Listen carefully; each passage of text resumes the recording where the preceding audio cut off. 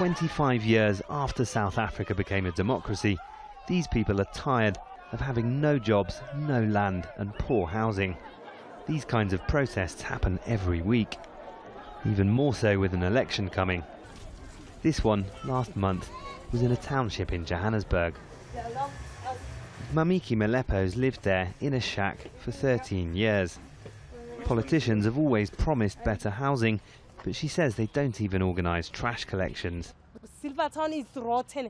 We don't have enough space. We need some houses. I'm not going to vote up until they took us to a safety place. It's not the same for everyone. South Africa's the most unequal country in the world. Since apartheid, most white people remained relatively wealthy.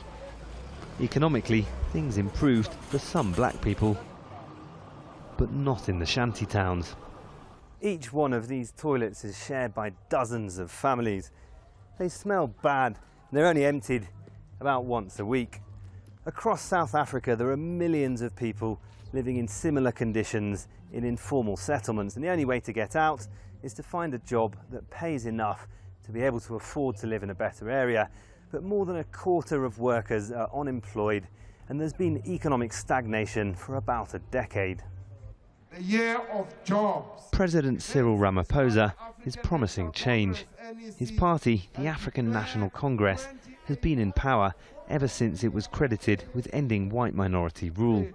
It's expected to win again, but with a smaller majority than ever before. Some economists say Ramaphosa's leadership will be good for economic growth. But GIDEON Chitanga says that alone won't fix a broken model. As long as they are not imagining economic models which are broadly inclusive and are exploring new economic spaces to make sure that the broader increasing population at least can transition from students to the middle class, then there is potential for serious conflict in the future that is based on a lack of opportunities. The ANC's victory is almost as certain as the continuation of protests. This one was in Pretoria 2 weeks ago. Many people want change. This election's unlikely to bring it. Malcolm Webb, Al Jazeera, Johannesburg, South Africa.